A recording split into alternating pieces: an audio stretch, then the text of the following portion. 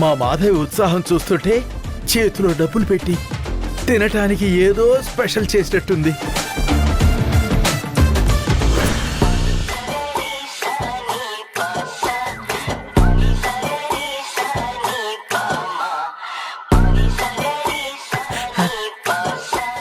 ఏంటి మాధవి దాచేసావు? అదేంటో చూపించవా? అబ్బా, ముందు మీరు కళ్ళు మూసుకొని చేయి చాపండి. ఓ సర్ప్రైజా? సర్ప్రైజ్ అంటే నాకు ఎంత ఇష్టమో. త్వరగా పెట్టవా? ముందు మీరు మూసుకోండి కళ్ళు. ఓకే, ఇదిగో మూసేసుకుంటున్నా. పట్టండి. చేయి చాచేస్తున్నా. చేయి చాచండి. పెట్టేస్తున్నా. పెట్టి పెట్టేస్తున్నా. పెట్టి పెట్టి పెట్టేస్తున్నా. త్వరగా పెట్టేస్తున్నా.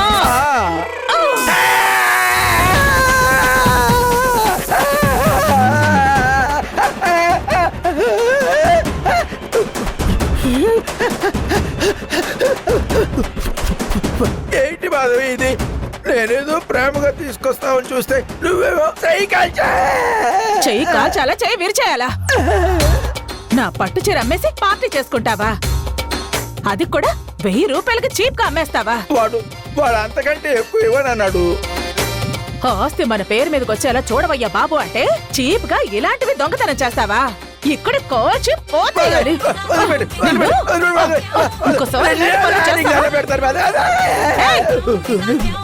ఇంకోసారి నా చీరల జోలికొస్తే నీ ప్రాణం తీసేస్తాను.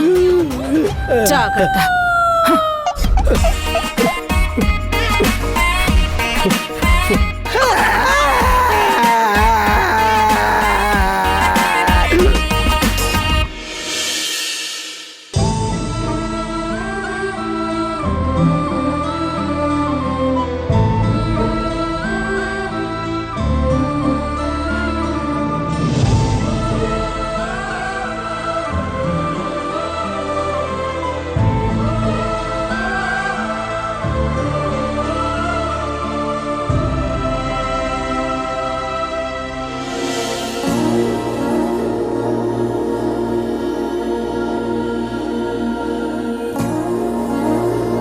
మనోహర్, నువ్వెప్పుడొచ్చావు?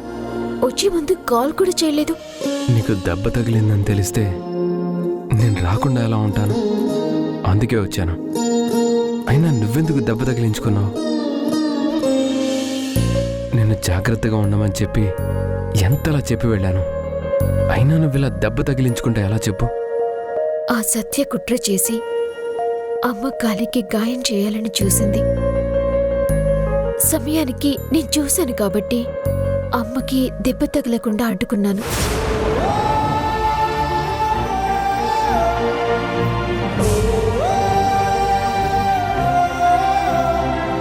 అమ్మా! గాయత్రి! గాయత్రి!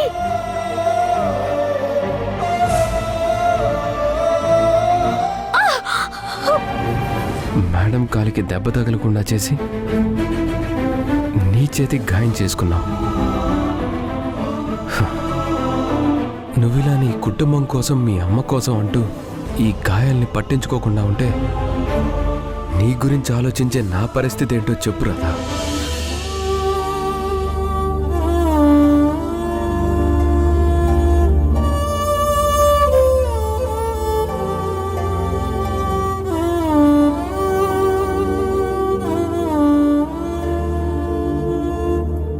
నొప్పిగా ఉందా?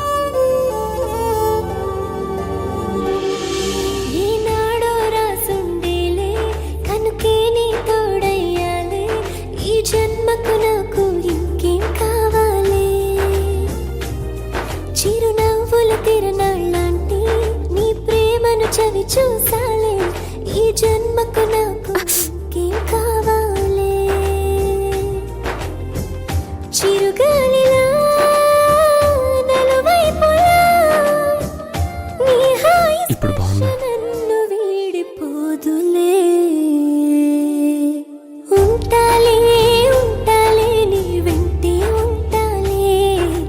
ఏనాడైనా ఎప్పటికైనా నీతో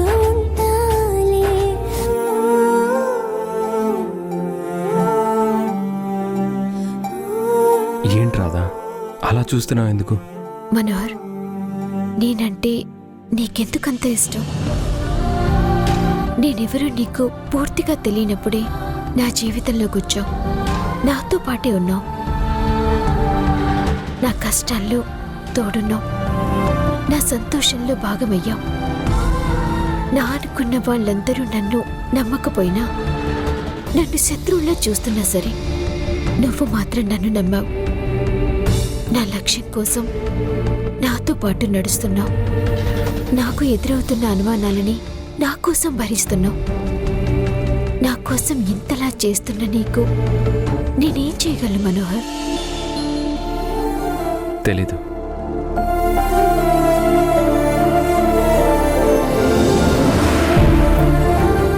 పాలు తాగు.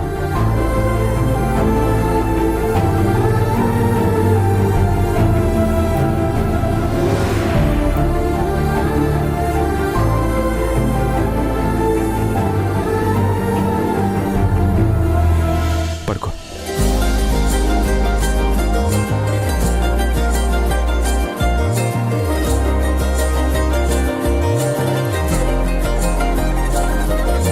నేను వచ్చేసాను కదా, ఇంకా ప్రశాంతంగా పడుకో.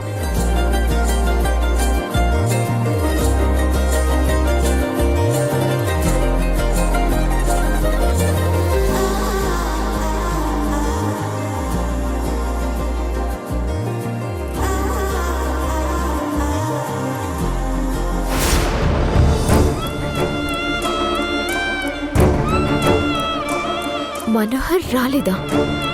అదేంటి, మనోహర్ వచ్చి నా పక్కనే ఉన్నట్టు, నాకు పాలు తాగించినట్టు అనిపించింది. ఆ రోజు మనోహర్ రోషన్కి చెప్పినట్టు, మనం ఇష్టపడుతున్న వాళ్ళు మన పక్కన లేకున్నా కూడా ఉన్నట్టు అనిపించడం, మన కోసం వాళ్ళు తాపత్రయపడ్డం. అంటే నేను కూడా మనోహర్ని ప్రేమిస్తున్నానా?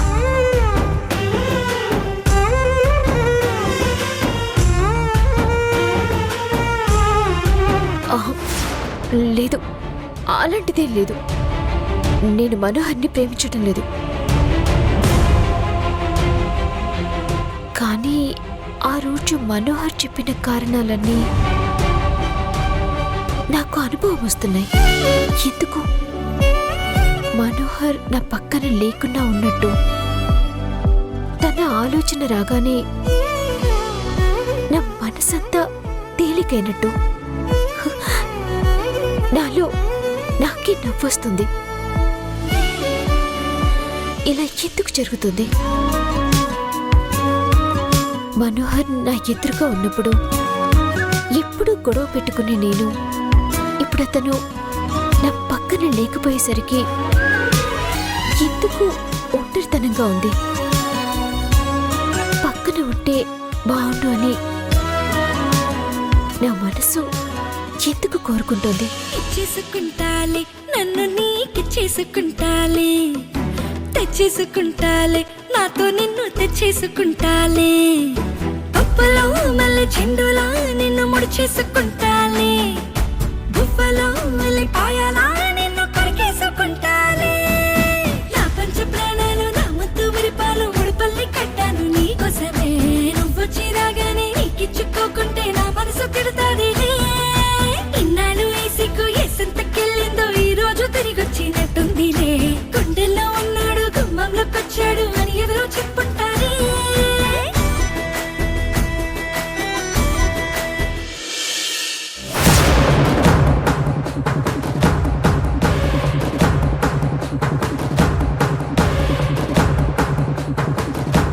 ఈ రాధ ఇంకా నిద్రపోతుందంటే నానమ్మ దగ్గరికి వెళ్ళలేదన్నమాట. అయితే దీన్ని మనం పెద్ద ఇష్యూ చెయ్యాలి. చెప్తా. అమ్మా అమ్మా, ఏమైంది గాయత్రి? ఎందుకలా అరుస్తున్నావు? ఇంకా ఏం కావాలమ్మా? నానమ్మని చూసుకోవడానికి మనిషిని పెడితే ఆ రాధ ఇప్పటి వరకు లేవకుండా దుప్పటి కప్పుకుని పడుకుంది. పాపం నానమ్మని ఎవరు పట్టించుకోరా? ఏముంటున్నావు గాయత్రి? రాధ అమ్మగదికి వెళ్ళకపోవడం ఏంటి? ఏముంటుంది నాన్న, నిర్లక్ష్యం. ఇక్కడ నేనేం చేసినా చెల్లుతుందన్న నిర్లక్ష్యం. అందుకే తన ఇష్టం వచ్చినట్టు బిహేవ్ చేస్తోంది. రోషన్, పెద్దమ్మ. రాధ ఏం చేస్తుందో చూసిరా. అలాగే పెద్దమ్మ.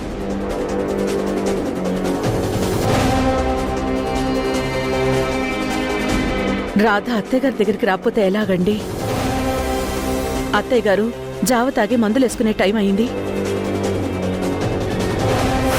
అక్క అక్క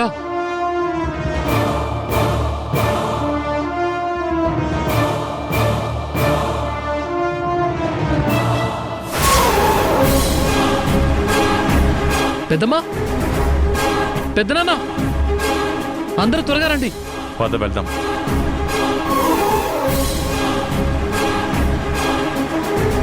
ఏమైంది రోషన్? ఎందుకు అలా పిలిచావు? రాధ కోళ్ళంతా వేడిగా ఉంది పెద్దమ్మా, జ్వరం వచ్చినట్టుంది.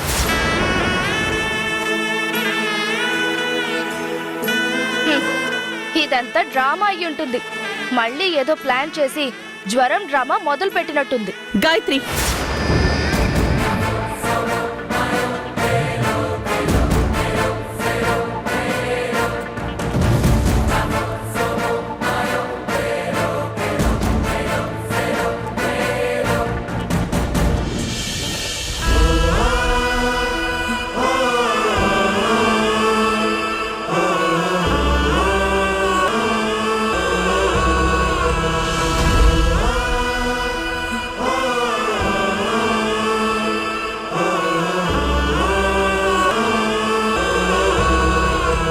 అక్క అక్క ఆగక్క, స్లోలే అక్క, నేను కూర్చోబెడతాను.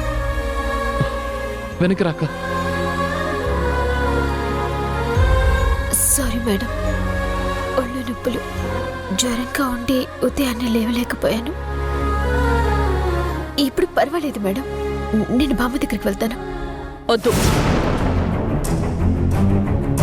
యాండి, డాక్టర్ని పిలవండి. అలాగే దేవకి.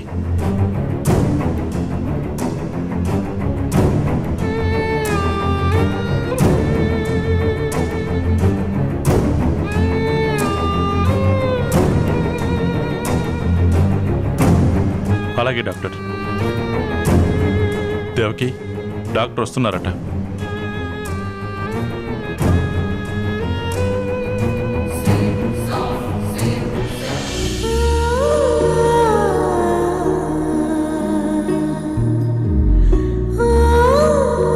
నువ్వు రెస్ట్ తీసుకో అక్క. మెడిసిన్ వేసుకున్నావా అక్క? ఏది మనదనుకుంటా, ఏది కాదనుకుంటా, లేని తలరాతని వెతికే మనసుకు ఏమని చెబుతా. ఎంత కని దిగిపోతా, ఎంత కని దిగులవుతా, రాని మమకారాన్నడిగి ఎంతని పరుగులు పెడతా.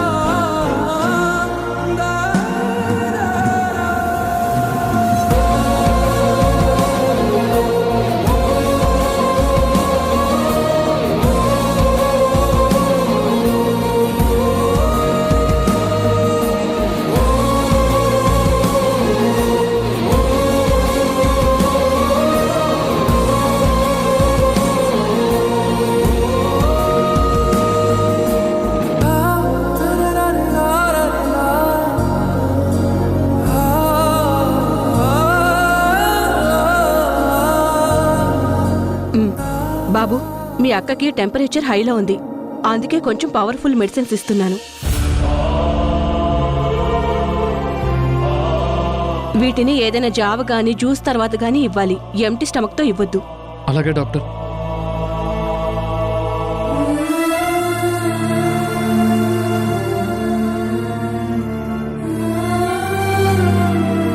ఏం డాక్టర్, ఎలా ఉంది తనకి? టెంపరేచర్ హైలో ఉంది సార్, టాబ్లెట్స్ ఇచ్చాను. ఎంటీ స్టమక్తో ఏమీ ఇవ్వకండి, తను చాలా నీరసంగా ఉంది, రెస్ట్ చాలా అవసరం. సరే డాక్టర్. వస్తాను సార్. వస్తాను మేడం. మంచిది. సరే అండి.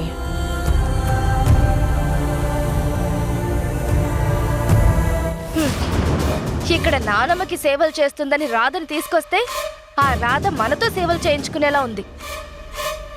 గాయత్రి, ఈ కుదిలేయమ్మా. సమయానికి మనోహర్ కూడా ఇక్కడ లేడు. ఈరోజు అమ్మని మనం చూసుకుందాం. రాధా, నీ జ్వరాన్ని అడ్డు పెట్టుకుని నిన్ను బయటికి పంపించేస్తాను చూడు.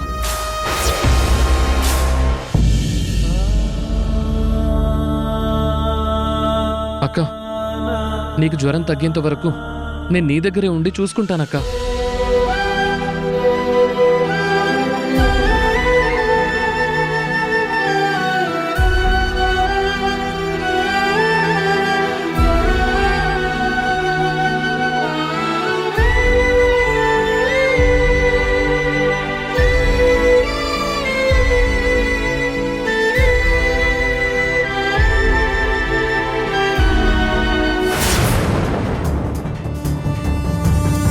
జ్వరం వచ్చిందని ఆ రాధ ముసుగు తన్ని పడుకుంటే లేపి పనిష్మెంట్ ఇస్తారనుకున్నాను. కానీ డాక్టర్ని పిలిపించి ట్రీట్మెంట్ చేయించారు. ఇదంతా చూస్తూ ఉంటే ఈ రాధ అంటే ఇంకా ఈ ఇంట్లో వాళ్ళకి ఎక్కడో ఒక సాఫ్ట్ కార్నర్ ఉంది అని అర్థమవుతుంది. అది ముదిరితే సాఫ్ట్ అయ్యి మెల్ట్ అవ్వకముందే ఏదో ఒకటి చెయ్యాలి. ఏదో ఒకటి చెయ్యాలి.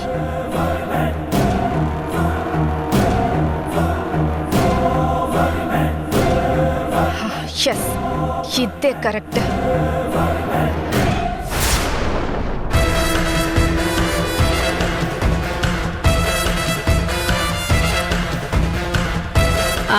సరే, నేను మళ్ళీ చేస్తాను. ఏంటమ్మా ఇలా వచ్చావు? చెప్పమ్మా, ఏం కావాలి? ఏమైనా కావాలా?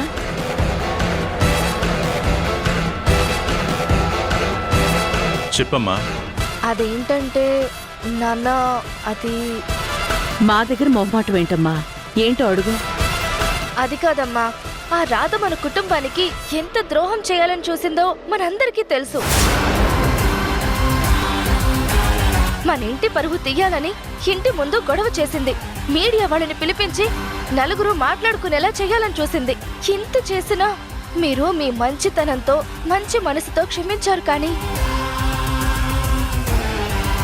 ఏం చెప్పాలనుకుంటున్నావో చెప్పు గాయత్రి. అది నాన్న, మనం క్షమించి మళ్ళీ ఆ రాధని ఇంటికెందుకు తీసుకురావాలి? నానమ్మని బాగా చూసుకోవాలని, నానమ్మ త్వరగా కోలుకోవాలని, అంతే కదా? అవును, అయితే ఏంటమ్మా? అమ్మా, మీకు విషయం అర్థం కావడం లేదు. ఆ రాధ వచ్చి నానమ్మని గొప్పగా చూసుకోవడం కాదు, మరింత ఇబ్బంది పెడుతుంది. మొన్నటికి మొన్న వేడి వేడి సూపు నానమ్మ చేపే వేసింది. పాపం, నానమ్మ ఎంత బాధపడి ఉంటుంది. కనీసం తన బాధ చెప్పుకోవడానికి ఆ దేవుడు నోరు కూడా తీసుకెళ్లిపోయాడు. అంతేకాదు నాన్న, నానమ్మని ఇంకా చాలా రకాలుగా ఇబ్బంది పెడుతుంది. మందులు సరైన టైంకి ఇవ్వడం లేదు, ఫుడ్ కూడా సరిగ్గా పెట్టడం లేదు. ఈ రోజు ఏంటంటే అంత జ్వరం వచ్చిందని పడుకుంది. జ్వరం వస్తే తను మాత్రం ఏం చేస్తుంది గాయత్రి? అవును నాన్న, తనకు జ్వరం వస్తే కాస్త ఓపిక చూపించి వచ్చి మనకు చెప్పాలి కదా. ఈ రోజు నాకు జ్వరం వచ్చింది, నీరసంగా ఉంది, ఈ రోజు నానమ్మని చూసుకోలేను అని. నేనే కనుక చూడకపోయి ఉంటే మనకి విషయం తెలిసేదా? మీరు చెప్పండి నాన్న. అందుకే నాకేమనిపిస్తుందంటే ఆ రాధని ఉన్న పళంగా బయటికి పంపించేద్దామని. మరి నానమ్మ పరిస్థితి ఏంటమ్మా? నానమ్మని మనం చూసుకుందాం నాన్న, నేను చూసుకుంటాను. మనది నానమ్మది రక్త సంబంధం నాన్న. మనకన్నా గొప్పగా చూసుకుంటుందా? చెప్పు నాన్న, ఆ రాధ. చూడు గాయత్రి, మనం రాధని మనకన్నా గొప్పగా చూసుకుంటుందని చెప్పి ఇంట్లోకి తీసుకురాలేదు. మీ నానమ్మ ఆఖరిలో ఆ రాధను చూస్తూ ఏదో చెప్పాలనే తాపత్రయంలో మొహంలో ఆ వెలుగును చూసి అసలు తను ఎందుకలా ప్రవర్తిస్తుంది, ఒకవేళ రాధను ఇష్టపడితే తన పక్కనుంటే త్వరగా నయమవుతుందన్న దాంట్లో రాధను తీసుకొచ్చాం. ఇక నానమ్మను చూసుకోవడం అంటావా? నువ్వు బ్రహ్మాండంగా నానమ్మకి సేవలు చేయొచ్చు, మందులు వేయొచ్చు, భోజనాలు కూడా పెట్టొచ్చు. నిన్నెవ్వరూ కాదనరు. మాకు కూడా నువ్వు అమ్మని అలా చూసుకుంటాను అంటే ఆనందమే కదా.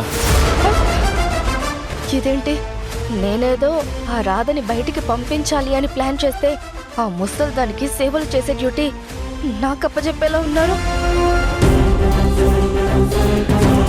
అవును గాయత్రి, రాధంటే నాకు ఇష్టం లేకపోయినప్పటికీ కేవలం మీ నాన్నమ్మ కోసం తనని ఇంటికి రానిచ్చారు మీ నాన్న. ఇప్పటికి తనొచ్చి 15 రోజులు గడిచాయి. ఇంకో 15 రోజులు తనిక్కడే ఉంటుంది.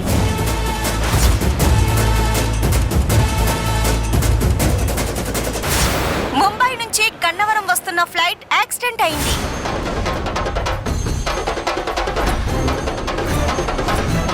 మనోజ్,